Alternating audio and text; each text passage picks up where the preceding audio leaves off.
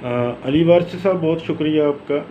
آپ نے بہت اس کو کیئر کیا میرے کیس کو، اور نیا دور نے بہت سپورٹ کیا۔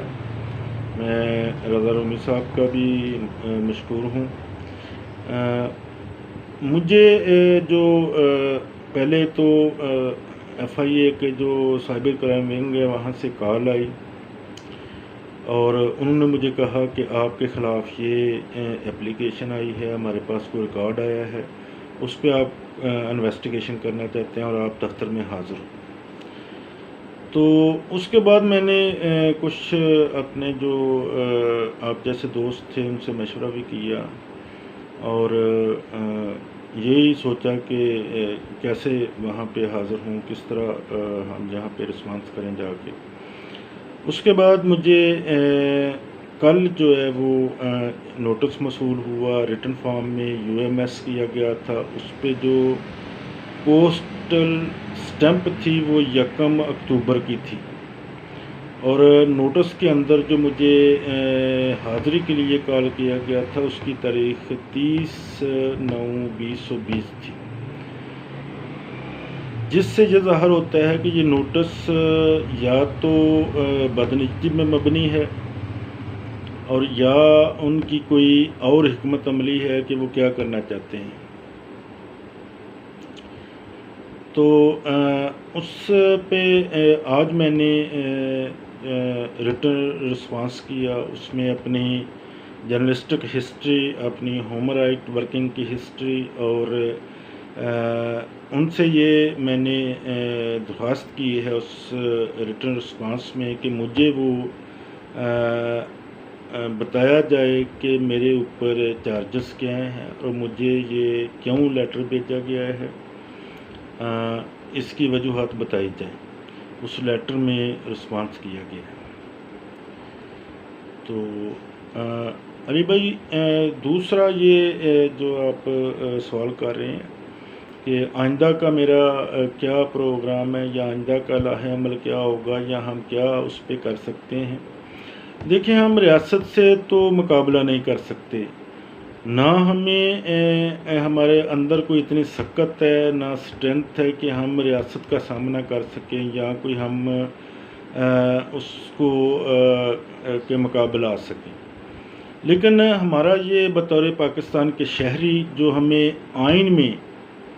آئین پاکستان میں جو رائٹ دیے ہوئے ہیں، اس کا استعمال، اس کا حق ہم ضرور رکھتے ہیں کہ ہم اس حوالے سے پوچھیں ضرور کہ ہمیں یہ ہراساں کیوں کیا جا رہا ہے۔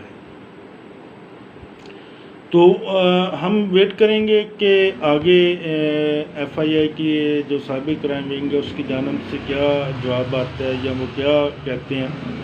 تو اس کے بعد پھر ہم آگے قدم اٹھائیں گے یا لاہ عمل کریں گے دوستوں سے مل کے، اور ہمارا الٹیمیٹلی یہی ہوگا کہ ہم اس کو چیلنج کریں گے۔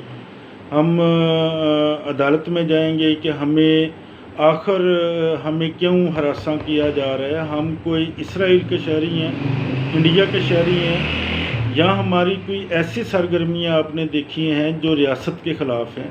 ہم ایک مہذب اور سوسائٹی کے لکھنے والے، پڑھنے والے، بولنے والے، اور سوسائٹی کے جو ایسے پہلو ہیں جو غیر آئینی ہیں ان پہ بولنے والے لوگ ہیں۔ ہمارا تو کوئی ایسا ایکٹ ہی نہیں ہے کہ جس ایکٹ کی وجہ سے ہمیں کوئی ریاستی ادارہ کوئی ہمیں اس طرح ہراسمنٹ کرے، ہمیں ہراساں کرے، ہمیں تنگ کرے، یا ہمیں پریشرائز کرے۔ یہ غیر مہذب عمل ہے۔ یہ ایسا جو مہذب معاشروں میں ایسا نہیں ہوتا کہ انسانی تکریم جو ہے وہ اس طرح کم از کم ریاستی ادارے پر مال نہیں کرتے۔ ریاستی اداروں کا جو وجود ہے وہ شہریوں کی تحفظ ہے، ان کا انسانی تکریم ان کا فریضہ ہے۔ یہ نہیں ہے کہ وہ کسی بھی شہری کو اس طرح نہ گھر بیٹھے بٹھائے اور کسی وجہ کے بغیر ان کو خوفزدہ کریں، ان کو ہراساں کریں، ان کو ڈرائیں دھمکائیں۔ یہ غیر انسانی عمل ہے، یہ انسانی حقوق کے بالکل خلاف ہے۔ اور یہ ریاست کو، ریاستی اداروں کو ایسا کرنے سے اجتناب برتنا چاہیے۔ تو یہ ریاست پتہ نہیں کیوں ایسا کر رہی ہے، یا حکومت کر رہی ہے، یہ کیوں خوفزدہ ہیں؟ ایک عام کمزور ترین لوگوں سے اتنے خوفزدہ کیوں ہیں؟ مجھے سمجھ نہیں آ رہی کہ ہم تو سوسائٹی کے بہت کمزور لوگ ہیں، ہمارے ہاتھ میں تو قلم ہوتا ہے، تو قلم سے اتنا کیوں وہ بندوقوں والے یا توپوں والے اتنے خوفزدہ ہیں کہ وہ ہم جیسے لوگوں کو ڈرانے دھمکانے پہ اتر آئے ہیں، اور اتنا دباؤ بڑھایا جا رہا ہے کہ ہمیں زندگی جو ہے وہ ایک خطرناک صورتحال نظر آ رہی ہے، ہم عذاب میں مبتلا ہیں۔ تو یہ مجھے سمجھ نہیں آ رہی ابھی تک علی وارثی صاحب کہ یہ کیوں ایسا کر رہے ہیں۔ تو جو آپ کا یہ سوال ہے کہ ایسا کیوں کیا جا رہا ہے، تو ڈیفینیٹلی میں نے پہلے بھی اس پہلو پہ بات کی کہ ایسا کیوں کیا جاتا ہے۔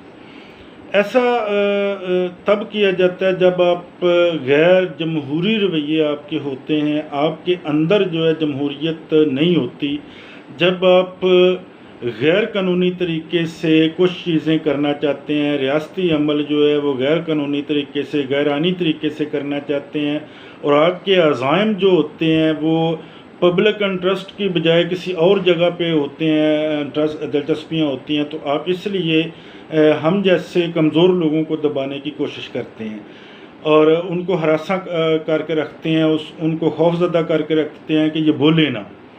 اس کے علاوہ تو مجھے کچھ نظر نہیں آتا کہ یہ ایسا ریاست کیوں کر رہی ہے۔ اور یہ بھی ایک بڑی اہم ترین وجوہات ہے کہ جب گورنمنٹ جو ہوتی ہے وہ گورننس نہیں کر پاتی، جب اپنے کیے ہوئے وعدوں کے مطابق، جو ان کے انتخابی وعدے ہوتے ہیں ان کے مطابق عوام کو ڈلیور نہیں کر سکتی، تو پھر وہ ایسے نان ایشوز میں الجھ جاتی ہے کہ جس سے وہ اپنی خفت مٹانے کی کوشش کرتی ہے لیکن وہ مٹ نہیں سکتی۔ یہ ایک ناکام کوشش ہے کہ وہ پولیٹیکل فورسز کو ایسا جو دباتی ہے، آپ کو دانشوروں کو دباتی ہے، لکھنے والے لوگوں کو دباتی ہے، صحافیوں کو دباتی ہے۔ آپ کے سامنے یہ ہوا ہے کہ 50 سے زیادہ جو صحافی ہیں، جو لکھنے والے لوگ ہیں، ان کو ہراساں کیا گیا ہے، ان کے خلاف جو ہے وہ انکوائریاں لگائی گئی ہیں، ان کو نوٹس بھیجے گئے ہیں، اس کے علاوہ ان کو کالز کر کے بھی ڈرایا دھمکایا گیا ہے۔ تو یہ صرف میڈیا کا مسئلہ نہیں ہے کہ صرف وہ میڈیا ہی کو دبانا چاہتے ہیں، وہ یہ سمجھتے ہیں کہ جو سوسائٹی کے اندر جو ابھار آتا ہے، جو سوسائٹی کے اندر غم و غصہ آتا ہے، شاید وہ میڈیا کو کل کر کے، میڈیا پر سنسر لگا کے، میڈیا پر پابندیاں لگا کے ہم ان سے بچ سکیں۔ لیکن یہ ان کی ہر ایسے حکمران کی غلط فہمی ہے، ہر ایسے حکمران کا یہ ایک وہمہ ہوتا ہے کہ وہ ایسے بچ جائیں گے۔ ایسے وہ بچ نہیں سکتے، ایسے وہ زیادہ پھنستے ہیں، اور زیادہ ان پہ اوپر عوامی دباؤ پیدا ہوتا ہے، اور وہ اپنی جو انہوں نے اچھے کام بھی کیے ہوتے ہیں وہ بھی ضائع ہوتے ہیں۔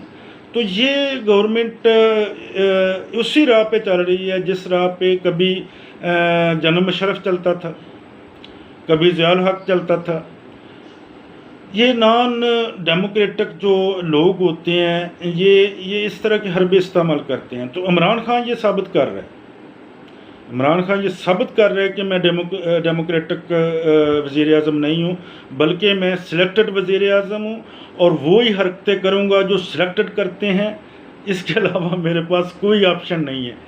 تو عوام میں مقبولیت کے لیے آپ کو عوام کے پاس جانا پڑتا ہے، اور یہ عوام سے بھاگتے ہیں۔ یہ این جی او ٹیک منصوبے جو ہیں وہ بناتے ہیں، ڈنگ ٹپاؤ پالیسی بناتے ہیں۔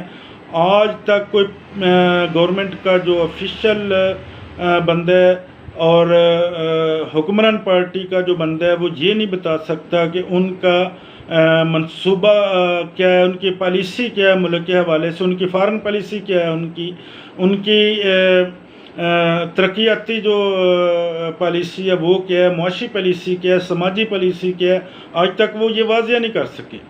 اور آپ کے سامنے یہ ہے کہ انہوں نے فارن پالیسی میں بری طرح ڈیفیٹ ہوئے ہیں، وہ ہر جگہ پہ ڈیفیٹ ہوئے ہیں۔ جو ہمارے دوست تھے جو ممالک ہمارے دوست ہیں وہ بھی پیچھے ہٹ گئے ہیں، اور کشمیر ہم نے پلیٹ میں رکھ کے ان کو دے دیا مودی کو. تو یہ ہماری فارن پالیسی کے نتائج ہیں.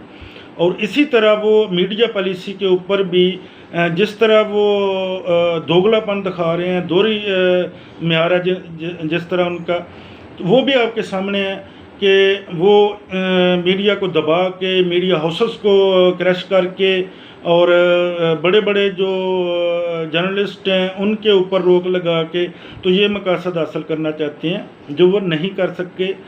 یہ پہلے بھی ایسے ہوا، پہلے بھی لوگ ناکام ہوئے جن کے پاس بہت طاقت تھی، جو کہتے تھے کہ ہم ڈرتے ورتے نہیں ہیں، انہیں بھی بھاگنا پڑا، اور ایسا بھاگنا پڑا کہ اب وہ پاکستان آ بھی نہیں سکتے، اتنی اخلاقی جرت بھی نہیں کہ وہ پاکستان آ سکے. تو یہ انجام ہوتا ہے علی وارثی بھائی، یہ انجام ہوتا ہے ایسے لوگوں کا جو زبانیں بند کرانے کی کوشش کرتے ہیں. بہت شکریہ آپ کا، آپ کے نیا دور کا شکریہ. آپ نے میرے ساتھ اتنا کوآپریٹ کیا، تو امن کیا. اللہ نگہبان.